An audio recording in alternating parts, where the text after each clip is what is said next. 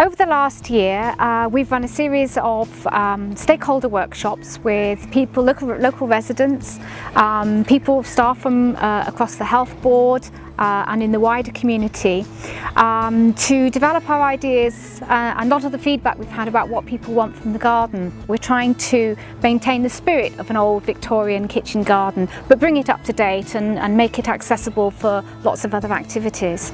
So starting in this rather overgrown corner here, this area will actually be a kind of a communal area where we'd like to bring people in from outside to have competitions, and it'll be a constantly dynamic, changing space which will hopefully encourage people to come back and see the garden at different times of year and again, because there will always be something new to look at.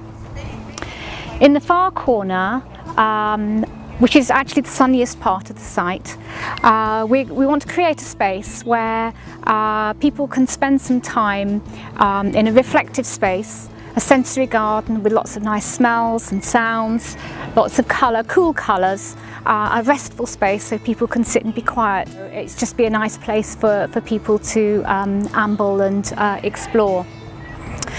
Then over in the other side of the site, in the far corner, which is also south-facing, we're planning to have a productive area where we do more of the kind of traditional vegetable garden and producing fruit growing up the walls, and a produce area. And I think a lot of volunteers from the community will enjoy coming and taking part in that part of the space.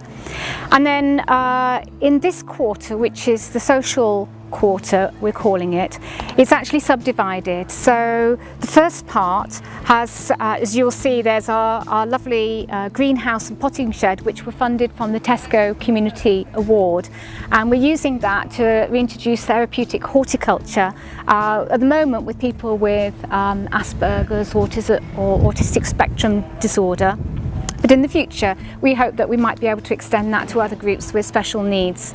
And then the part that I'm standing in, ultimately, will be another social area where hopefully we can introduce a little cafe area where people can come and have a cup of coffee and a cake and an opportunity to socialise. And maybe people from the new hospital like to come and have their lunch here.